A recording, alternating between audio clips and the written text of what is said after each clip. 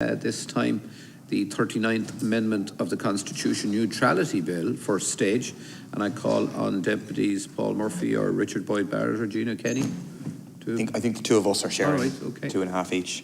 Thanks, Ken Court. I'd like to formally move the neutrality bill. I'd like to thank Diane and Des in PBP for their work on it and the Bills Office. This is a bill which, if passed, would mean we would have a referendum to enshrine neutrality in the Constitution.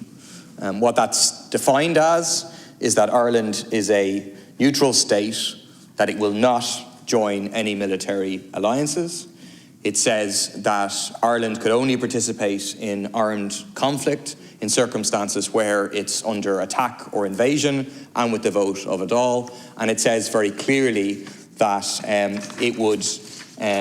that the government could not join wars or could not get the country to join wars as part of an EU decision. If they wanted to do that, they would need another referendum. There's obviously a context to this bill, and the context is the significant propaganda war on neutrality being waged by members of the establishment political parties, very senior members of the government, and various media commentators and academics, and so on. Some quotes from the last couple of weeks. The Taoiseach, we need to think about greater involvement in European defence. The Taoiseach, neutrality is a policy issue that can change at any time. The Minister for Foreign Affairs 2 days ago saying that Ireland will participate in the EU Rapid Reaction Force involving 5,000 troops and raising a question mark over the triple lock. So this, I would be clear, this attempt to completely undermine neutrality, which the Irish establishment sees as a shackle on their ability to get involved in US-led imperialist adventures. This isn't new. This isn't as a consequence of Putin's horrendous invasion of Ukraine. They're simply using that. You go back to 2003, and Fine Gael was very openly calling for getting rid of neutrality altogether. And what is happening here is a rebranding of NATO, the US-led military alliance, as some sort of peace force, as if they were the natural, neutral teacher on the playground stopping the bullies. But tell that to the ordinary people of Afghanistan, who had their country invaded and occupied by NATO for years. Who gave NATO or the US the right to consider themselves the world police? Tell that to the people of Iraq, over 1 million of whom died as part of the US invasion, and they're suffering at the hands of NATO members. We're saying, put this to the people, let's have an actual debate about it, instead of you continuing to simply undermine and erode neutrality. Boyd-Barrett.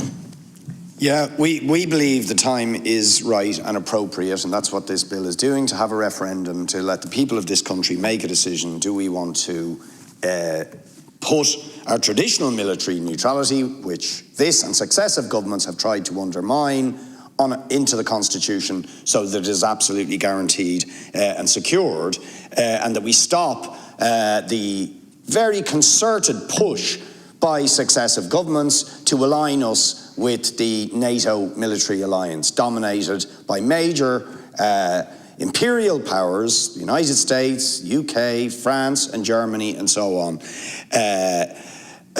Powers that have led absolutely barbaric conflicts, most obviously in Iraq in 2003, which claimed the lives of 1 million people. In Afghanistan, tens of thousands of people killed. The leading powers of NATO, who continue to arm Saudi Arabia in a US-UK supported war in Yemen that has claimed the lives of hundreds of thousands of people in Yemen and has brought 14 million people to the brink of starvation. So these are the powers that dominate NATO, and we should have absolutely nothing to do with them, especially in the face of Putin's brutal imperialistic war. Because if we are rightly horrified of an imperialist war being waged by Putin, with devastating consequences for the people of Europe and for the people of Ukraine, then surely the lesson we take from that is we've got to stand against all warmongering, all imperialism, all military alliances which are about controlling other people's land and resources, shoring up spheres of influence and spending billions and billions and billions on weapons to kill people.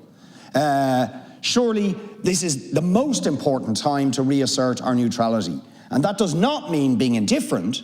It means remembering where James Connolly and the people who helped found this state stood, who fought to establish this state against the brutality of the British Empire and the brutality of the First World War. So we should uphold that tradition, and this bill seeks to ensure we do that by inserting it into the Constitution. Chief Whip, is the bill being opposed? The bill is not being opposed, so the motion for leave to introduce is agreed. Can I ask one of the deputies to move to the second stage to be taken in private member's time? Move. Deputy Boyd-Barrett so moves. Is that agreed? It's agreed. Sin tag go nón imagine a denta agus glach for susan is your fa uiricling gur